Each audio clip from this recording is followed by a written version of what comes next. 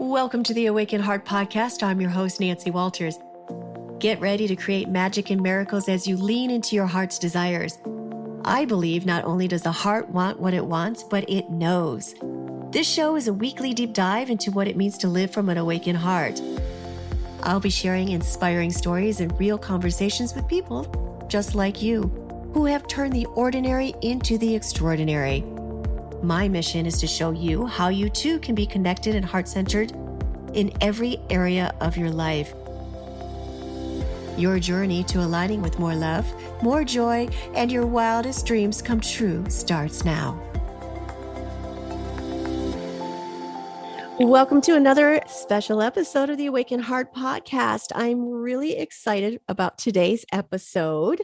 And not only do I get to spend time with a brilliant human being, but someone I consider a dear friend and an amazing soul. So we have on again, Barry Selby. And if you look back to my first episode, my inaugural Awaken Heart podcast, I had Barry on as my first guest, and we talked about the masculine, divine, feminine energies. So Barry is a best-selling author, inspirational speaker, relationship attraction expert, and he helps amazing women find balance in love, life, and business. And he also wrote the book, 50 Ways to Love Your Lover. So my dear friend, Barry, welcome, Barry, to the podcast. So nice to be back again. Yes, thank you for having me back. I forgot I was your inaugural guest, so I feel very honored to have been that first partner in your launch. Yeah, and I can't believe it. It's been a year because the first one was the second week of April, and COVID had just hit, and it was the great slowdown, and it was like, ooh, the spiritual aspect of it all. And now here we are a year later in it. So but we're still again. Yes, we're back again. So I'm so excited to connect. I know it's been a while. I know I've seen you, through social, and we've texted here and there, and we've talked, and I've seen all the awesome things that you're doing. Thank you. My last episode, I had Janine Moniz on, and we talked about finding your soulmate. And, we talked a lot about self-love and how you need to master yourself before you are ready to welcome that partner or that person in life. So we're going to take another spin on it. And I think it's very important because I think a lot of people fall into this pattern, and that's codependency. So before we go into that subject, can you just let our audience know a little of what you might have been doing in the last year? In the last year, wow. What's leading you to focus on this? I know you're still a big champion of the divine feminine. Yes, indeed. But you're helping people overcome their codependency. So what led you to this? Well, partly this is, truthfully told, codependency has been part of my awareness because I've lived it for many years. However, the last year, actually it's been more than a year, but it's been certainly more accelerated this last year. I've been really in conversation with a lot of my clients and with a lot of my audience about really finding our way back to ourselves. And one of the blocks to that is this need to feel like we need someone else to make us feel whole, which is the codependent depiction, so to speak. Mm-hmm. So codependency has come up a lot. And I did a video series about a year ago with a friend of mine, who's also a coach out of Texas. We did a video series called Cracking the Codependency Code. And so since that point, it's become very much part of my awareness and my conversation because so many people I talk to are dealing with it without realizing it. They're not realizing that they can take back dominion of their own choices, their own energy, because they're so enmeshed in other people or other relationships or other ways in their life that are keeping them almost at the mercy of what happens around them. And so that became my main trumpeted approach, saying, I'm going to stamp out codependency on the planet once and for all. It takes a bit longer than 1 year, but that's kind of my focus. Well, you're definitely helping them. What is the definition of codependency? Well, I don't have the dictionary definition, but the way I would interpret it. I don't expect you to be Wikipedia. Hang on, let me go. The Barry version. The Barry version. Codependency for me is where you are giving your power to somebody else because you don't have ownership of your own emotional response. Versus the way that I would say it most simply put is that when you live a life of reaction versus response, that's an indication you're in codependence because reaction's involuntary, whereas response is totally under your dominion. And so, for example, one of my favorite quotes to use to illustrate codependence is the romantic quote from Jerry Maguire, which is "You complete me." Mm-hmm. because that the implication is that you're not complete without that person, which is what codependency is about. Is this assumption that we're not whole. We find our other half. It's like, when were you half a person? So for me, codependency is really those sort of things combined. It's that feeling of not feeling complete, or feeling that when somebody shows up, life is now better because you are complete, because that person showed up to save you that choice. Mm-hmm. And also the fact that we live in a place where we're reaction to things when things happen around us, where it's the police pulling us over, or it's our partner slamming the door, or our partner cheating on us. It's like we react to that without any thought consciously to say, what do I want to do differently? Mm-hmm. How do I have dominion over my own choices? Because those things can be bad. I'm not saying it's like you should be oblivious to what's happening around you, but it's about how do you take choice point and taking the time to say, I'm going to respond to this differently than I've done in the past because it's not helping me to react. Because that's the other thing. When something happens and you react out of anger, upset, distress, whatever that is, it's not helpful for your own health. So part of my work is helping my clients get healthier in their emotional state. Mm. So what I'm hearing is there's kind of a victim mentality, or there's a victim mindset, because, it's an automatic trigger that makes somebody they feeling a little less than. And, like you were saying about how you completely, like, we're not whole within ourselves. And, there's that song, Leanne Rhymes, how do I live without you? Well, you better. Exactly. So true. You better. Yeah. Well sung. Yes. It is, So, and it is that piece, and you said it really clearly. It's like it is that piece where we basically feel victimized, because it is that experience. Because the feeling of being victimized, there are certain times where you're justified to feel victimized by something that's out of your control. But then, if you act like a victim, you'll start encouraging that behavior from the universe around you, and so it is a choice point along the way. I mean, Viktor Frankl, in the book *The Man's Search for Meaning*, he talks about how he lived through the concentration camps in the Second World War in Germany, and he says that basically, when all else is gone, the one thing you have left to have control over is your attitude. So even that you have dominion over, to how you respond to things, how you react to things, how you choose to be in interaction with the world, even when you can't control it. Like he was stuck in a concentration camp. He was going to be gassed at one point. He didn't, thankfully. But that understanding is the fact that he knew he couldn't change his circumstance, but he could change his attitude. mm-hmm. And that's where the freedom lies. Yeah, it's your response to it. Oh my gosh. That Yeah. is an extreme example for him to really overcome. That's championing it to overcome those circumstances. And how does someone go about that? How do they even, their first step is even recognizing. A lot of people go around pretty much asleep, mindlessly, not even recognizing that they are portraying that victim role. What is the first step to awakening to that?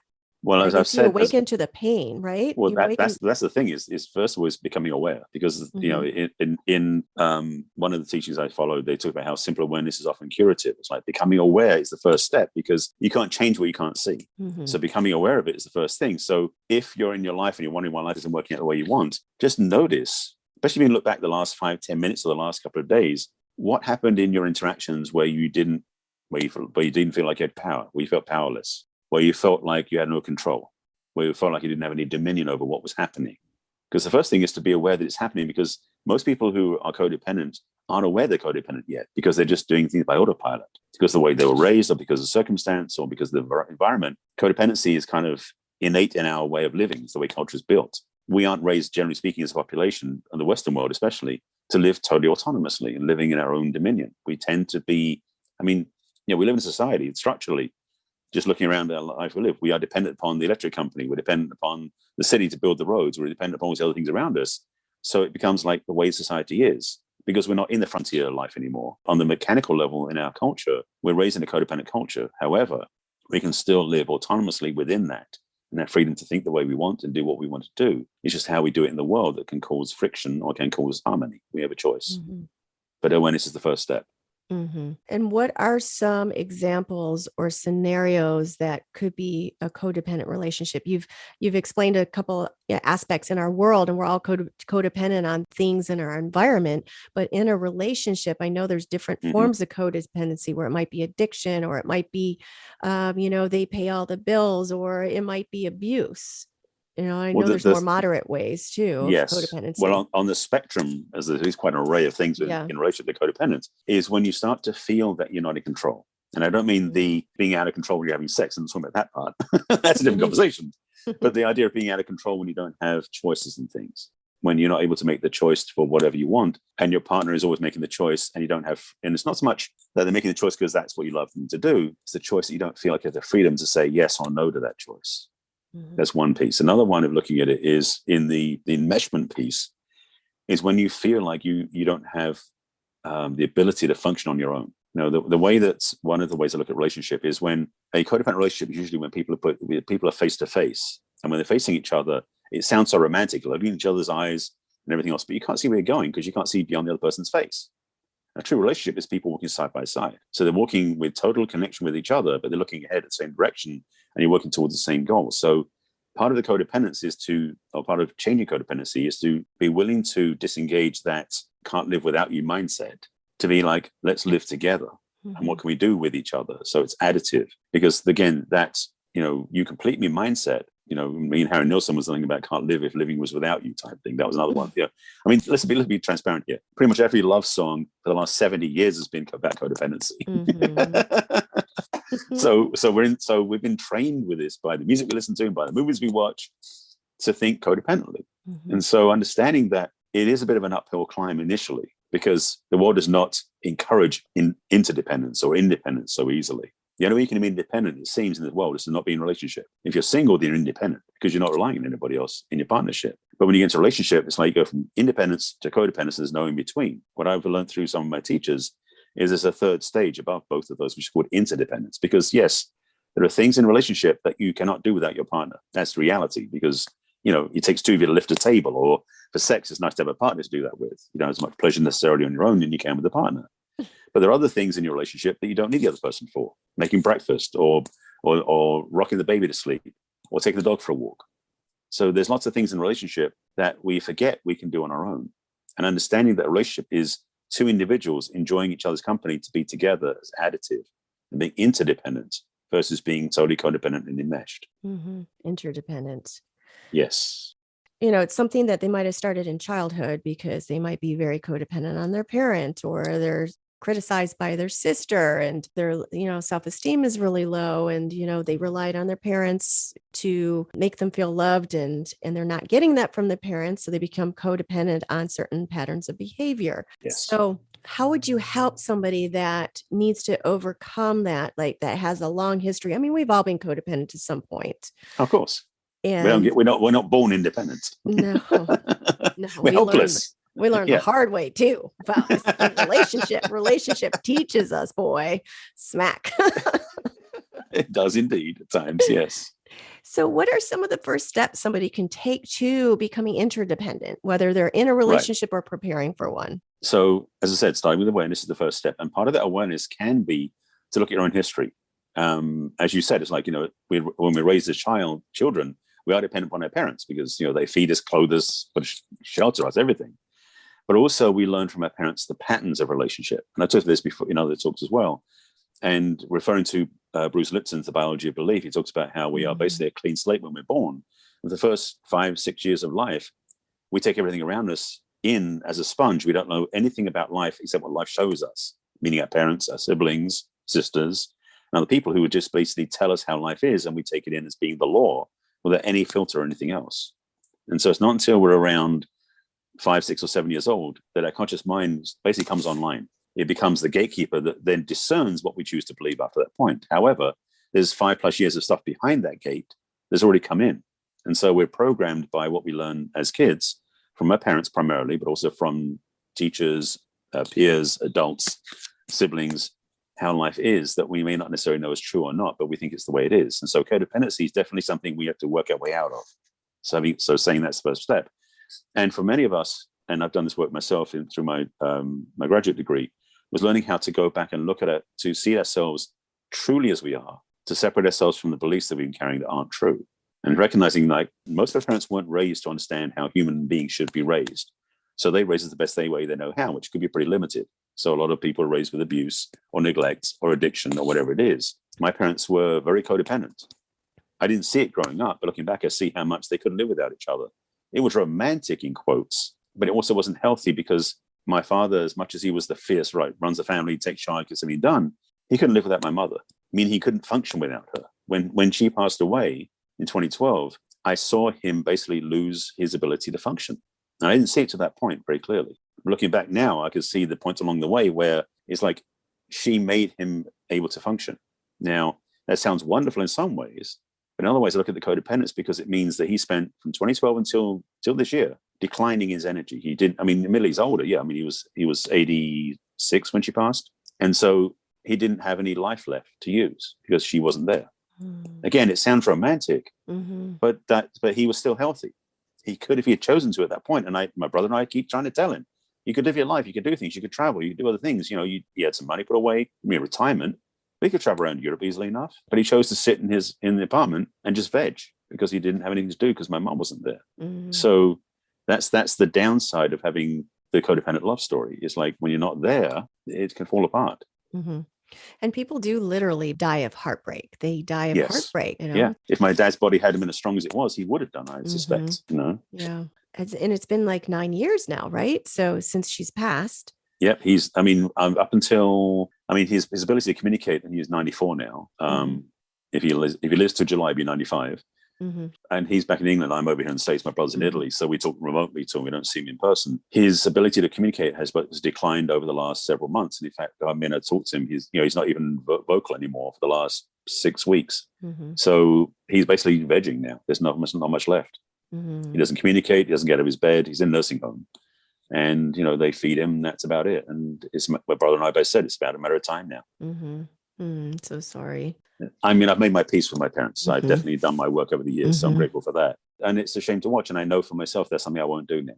Relationships can come and go. But there's the other part about codependency is when you really learn that the best relationship you have is the one with yourself, then you can start learning how to take codependency and put it to one side. And that's the key there that you just said. It's, learning to love yourself and learning about yourself, because you don't allow yourself to become codependent on somebody else. You have your boundaries. And actually, I just heard something today. I just wanted to read this quote. I get these texts from this Dr. Nicole. She had just wrote a book and she helps people and coaches them and all this stuff. So I get texts, inspirational texts every day. And today said, it's normal to feel guilt around setting boundaries or like they're selfish if no one ever modeled them as self-love. And, I've worked a lot on myself, dude. Listen, I've heard all about boundaries. I've done self-love. I've done self-work, all these things. And literally this one hit me as an aha moment. Like, it's funny how there's always something new to learn. And that's how it was in the beginning with me is I didn't want to set my boundaries because I felt guilty for asking them for what I wanted, or I'd be selfish because I used to hear as a child, like, oh, don't be selfish. Don't be selfish. So I tried to be this good girl all the time. Like me, I can bend and flow with everything. They'll love me because see how I'm being, well, essentially being a doormat. So that was such a huge, like, wow. Yeah. It's normal to feel guilt around it, or that they feel selfish because I never modeled them as self-love before. That's the thing. And that's the assumption, because selfish is such a negative term, because the implication is selfish means you're going to piss everybody else off and not be nice to other people. What we're talking about here, when you're disintegrating codependency, is you become self-centric. Not self-centered, but self-centric, meaning you put your energy on yourself to take care of yourself. Because the truth is, when you do that, you then become more effective with everybody else. That's the actual flip side of this is when you start to really take care of yourself on a much bigger level. It's like you fill up your own battery first, so then you'll be able to be able to battery for other people. One of my weekly web show that we did yesterday, my co-host and I were talking, and she talks about how it's like we have this bucket that has a hole in it. That bucket is like our self-esteem or our self-approval or our self-love. And when we're busy giving to other people without giving to ourselves first, that bucket keeps draining and draining and draining. We get burnt out. So when we learn how to start filling up our own tank, our own battery, our own resource first, it's like we plug that hole and we can start filling up our own resources so we become full. And then we can help other people, we can serve, we can contribute, we can be a giver in our relationships, because we're not giving from lack, we're giving from overflow. And that's the healthy way to do it. Yes. And another example, to give another visual, is when you're in the airplane and they tell you when the oxygen mask drops down, you put the oxygen mask on yourself first, because you can't help your child. You can't help anyone else unless you help yourself first. Right. There's something noble about the sacrifice. Like, I'll do the other person first, which I used to do. I mean, God, I when I first started doing personal growth work, this was back in the 80s. I remember I had a brand new white Toyota Supra. And at the end of the workshop, somebody called me a white knight because of my English accent and other things they said. And so I actually changed the license plate on my car to say white knight, abbreviated because it's California plates. And I must admit, for the next year and a half, I kept meeting damsels in distress. Mm. I kept having to save these women. It was so And you're draining. the hero riding on your horse. Yeah, burning myself out to save other people, Yeah. sacrificing myself to help other people, Yes. and it wasn't healthy. Actually, I ended up getting rid of the plate because I couldn't do anymore.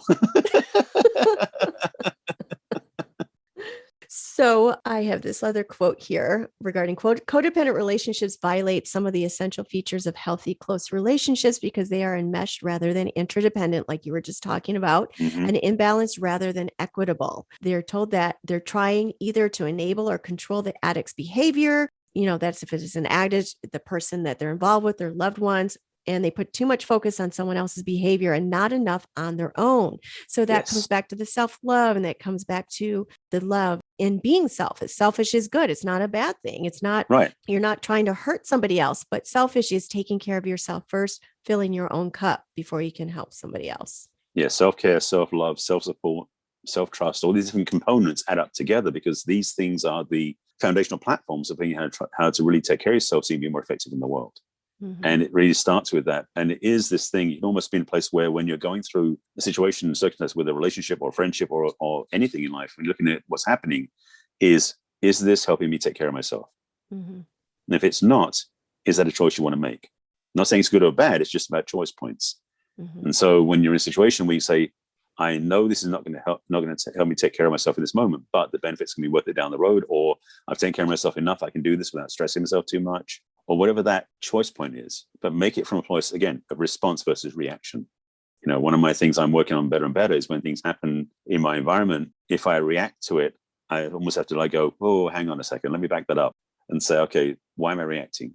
Oh, because this happened. Okay, so I can choose differently now. Mm-hmm. And that's a really good point, how we start to catch ourselves in the moment when we start Yes. reacting to something or we act a certain way. And all of a sudden it's like, wait a minute, what was it that's causing me to react like this? What is it in me? How am I creating the situation? You start becoming aware, like you said, the first step of your habits and how you might be continuing negative behavior. And then in that you look for a solution, and then you show up differently the next time. Right. Absolutely. Yeah. Yeah. It does require practice, and we may, we're not going to do it perfectly every time. Mm-hmm. So it's just, again, you do it more often, you get better and better. It's like riding a bike, you practice. Mm-hmm. And the triggers, there's some, you're less to act on triggers because there's things that I've done it before where you just all of a sudden, and then afterwards it feels so bad. Like, oh my God, Nancy, why did you react like that?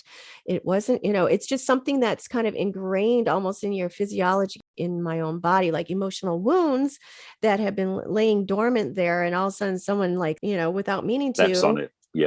Yeah, slices open that wound and all it comes, festering out, and then it comes out to an explosion. So, it happens sometime. You have to forgive yourself when it comes like that, but it's recognizing and becoming aware instead of being asleep. We see a lot of people out there in the world that are just very reactive to everything. It's always the other person's fault. They're always the victim. And the way to self-mastery is, the awareness and it is being willing to pick yourself up when you fall down. Yes. There's the whole model of when a baby starts to learn to walk, the first time it falls down, it doesn't sit down and go, that's it, damn it, I can't walk, I'm never getting up again. Mm-hmm. It gets up and tries again. So in the same idea as when we are working on limiting codependency, we're looking to be more responsive versus reactive.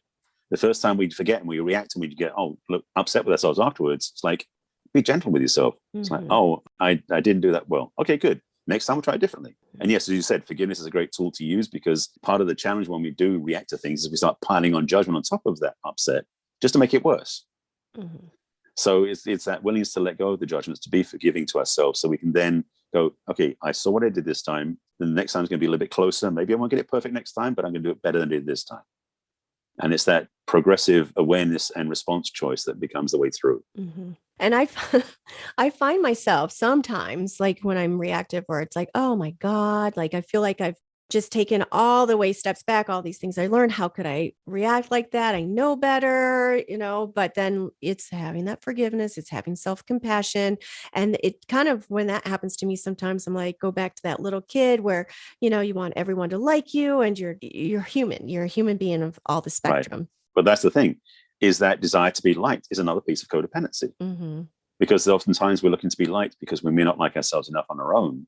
or we feel like our validation is based on other people. That whole thing, one of the codependency talks about the puppet master. The idea being is that we oftentimes will, rather than have autonomy ourselves, especially when we're kids, because we look at that, we want to fit in, we want to be accepted, we want to be appreciated. So we give our puppet strings to other people that then can pull our strings so they can make us feel better or bad, or either way. And growing up being bullied in high school, I learned the lesson that doesn't work because I learned it the hard way. But the understanding is that as kids, because again, we're not raised with this. We don't teach it in schools. Our parents don't usually teach us this. So to understand how to be in autonomy and have that interdependence and have ownership of our choices is something we learn, usually as adults, when we finally figure it out. And it takes time. So again, be gentle with yourself along the journey and be willing to pick yourself up when you fall down. Mm-hmm. Pick yourself up and pull yourself up by your bootstraps. So, Barry, yes. What are some signs of codependency? Well, as I've said, a couple of them I've already mentioned, is that feeling of being out of control, meaning that somebody else has dominion over our freedoms, our choices, our actions. So when somebody says something, we're already reacting before we think about it. Mm-hmm. That's microcosm. Is something happens in so many places. It happens even out in the world, where it could be a boss or somebody, a friend of yours, or whatever it is, that has impact on your life that you don't feel comfortable with. That's a clue there's something out of alignment there. Mm-hmm. So that's one piece. Another piece is when you feel drained all the time. If you feel drained, especially by the kids, if you're a parent, or by your spouse, or by something else, you're just drained all the time, that's a clue that you're not filling up your own battery, which may well be because you're in the codependent place where you're looking for somebody else to fill up your batteries that won't do it, or doesn't even know they're supposed to do it. That's the other part of this process, is that we have this bad habit of thinking everyone else is a mind reader. So when we are not feeling okay, we want our spouse or our partner to make us feel great, but we didn't ask them to do that. So they don't do it because they're not aware of it. So it does come back to us taking care of ourselves. So having that sense of being drained is one of the other clues of codependency. Another one is basically feeling like we don't feel happy unless somebody else is making us feel happy. Mm-hmm. That's another way of saying what I said earlier.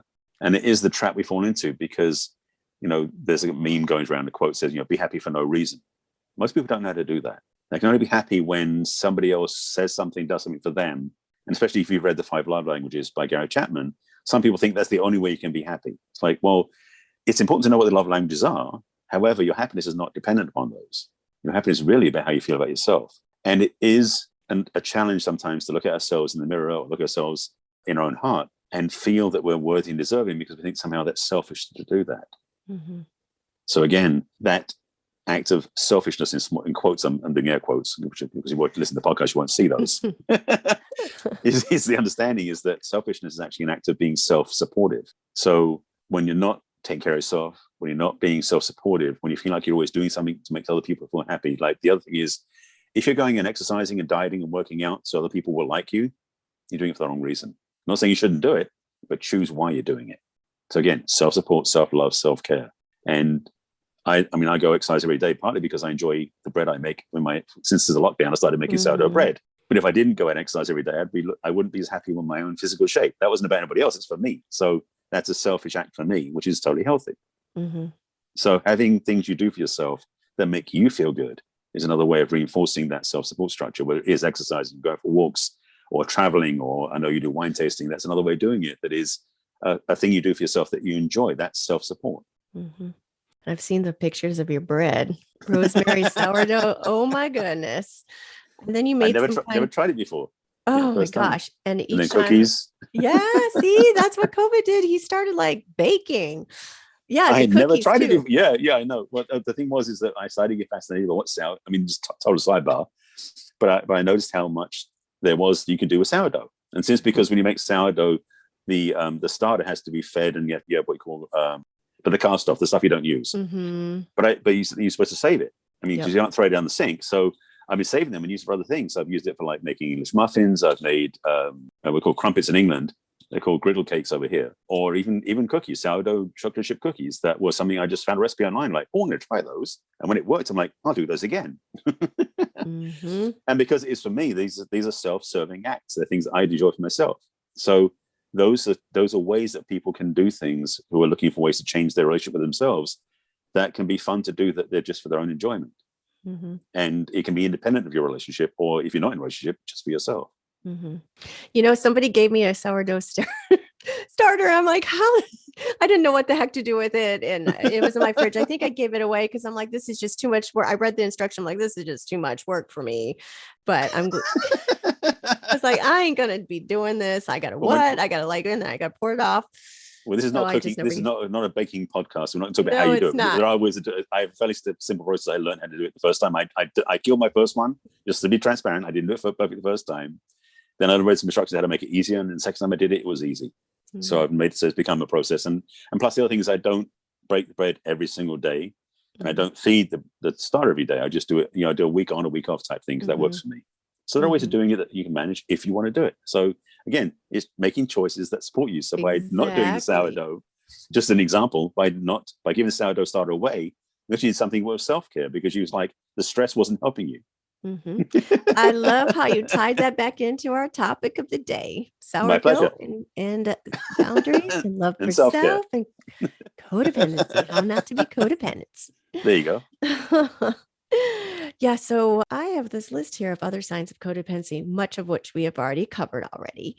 And some of the other signs of codependency include having a hard time saying no, having poor boundaries, which I think we've all had at some point because we want to be loved and we want to be accepted. And, so we become this doormat. Showing emotional reactivity, feeling compelled to take care of people, having a need for control, especially over others, having trouble communicating honestly. Again, that goes back, seems like, to the whole self-love thing. I want them to like me. What if I'm saying they don't like, and then, they don't love me anymore?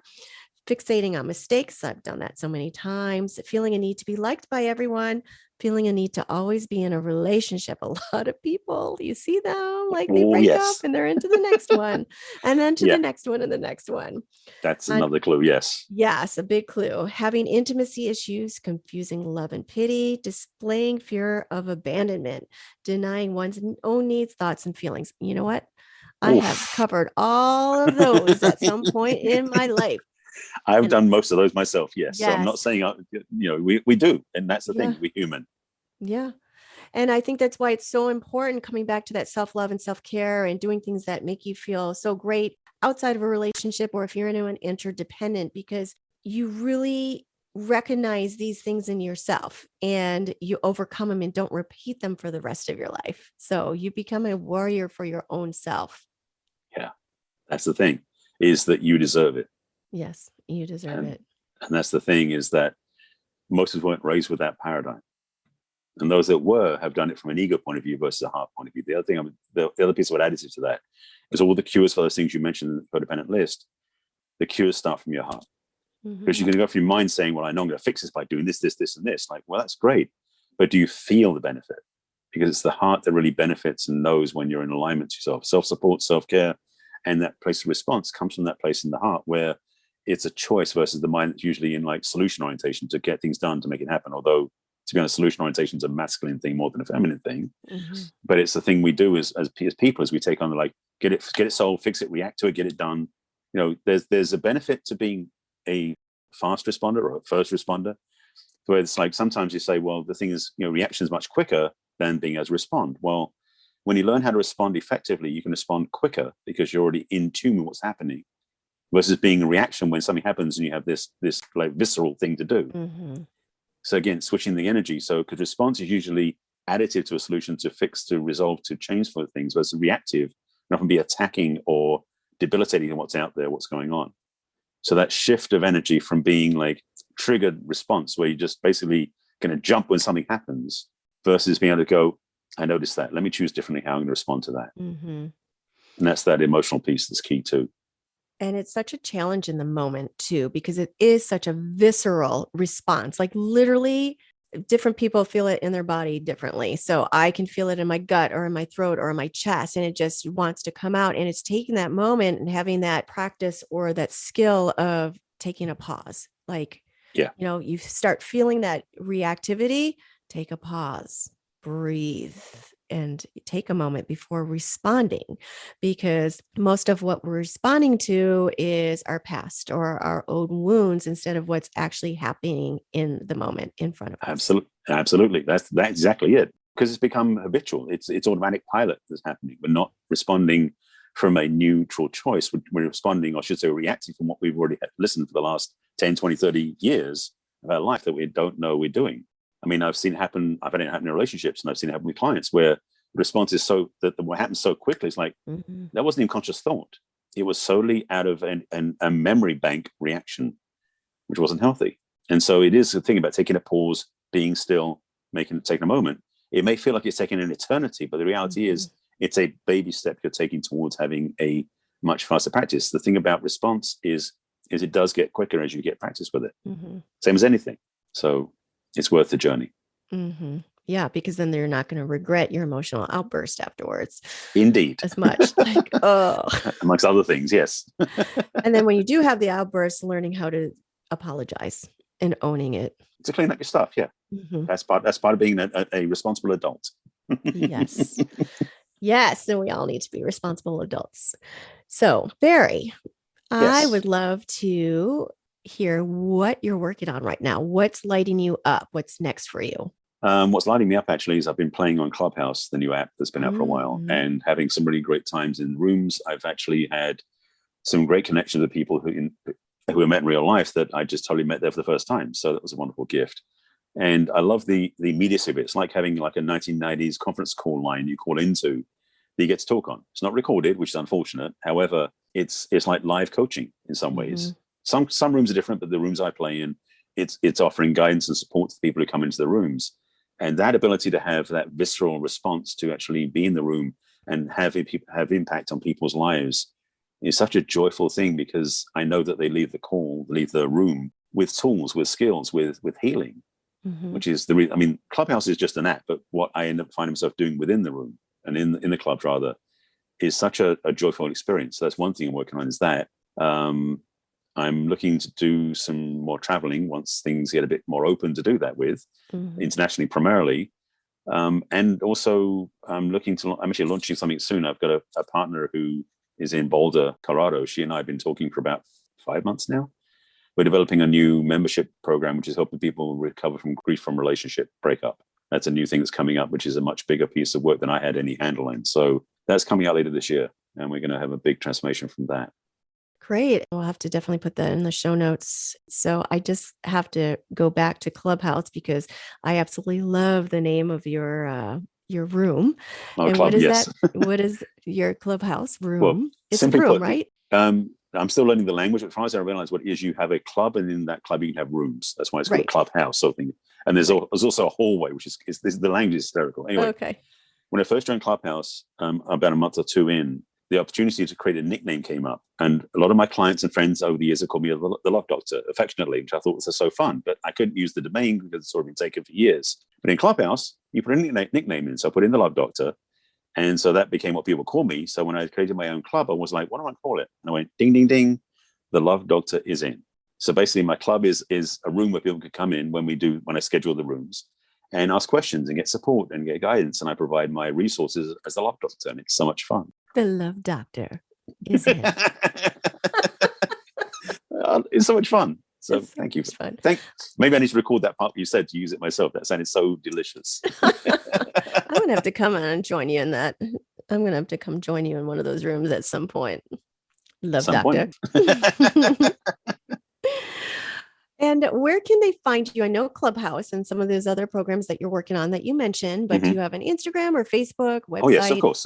Okay. My website is my name, barryselby.com, easy to find. And I say the best place to find me other than Clubhouse and, Facebook is also Barry Selby. My name is also that same thing on YouTube, on Twitter is Barry Selby. On Instagram, it's the real Barry Selby because my original handle got stolen.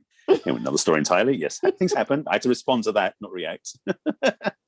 So the real Barry Selby on Instagram is where you find me there.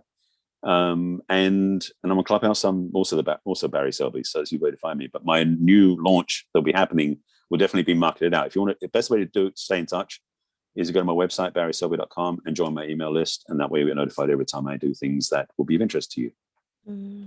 Well, folks, I suggest that you go and check him out and all his wonderful programs and all his wonderful wisdoms. And before we wrap this up, I would love to know, Barry, what does it mean for you to live from an awakened heart? Ooh. In a way, a lot of what we said is that ability to respond. Having an awakened heart is being able to choose how to respond more than anything else. Mm-hmm. Because when I'm awakened, I'm aware of what's happening enough to go, let me choose what I want to do today, how I want to respond, interact in the world, who I want to be with, how I want to play. So it's the choices we make from awareness. I love that. It's beautiful. Beautiful, simple and beautiful. Well, Barry, thank you so much for joining me here again on our inaugural, our annual, or our every year now, huh?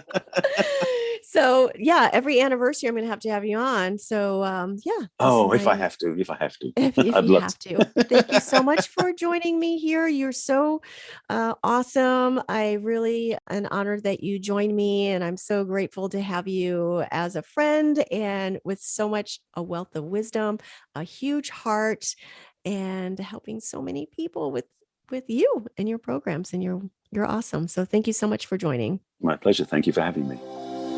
Thank you for listening to this week's episode of the Awaken Heart podcast. If you've enjoyed what you've heard today, share it with a friend. And if you haven't already, head on over to your favorite podcast app to subscribe, rate, and review.